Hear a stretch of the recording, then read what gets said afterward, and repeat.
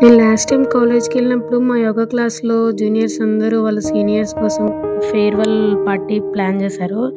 Seniors ఎవరికీ తెలియకుండా crafts చేసి అందులో వాళ్ళకి రిలేటెడ్ కోట్స్ అండ్ మంచి మంచి వర్డ్స్ అన్నీ రాశారు. సో, ఇక్కడ ఇంకొక యోగా వృక్షం అని ఒకటి తయారు చేశారు.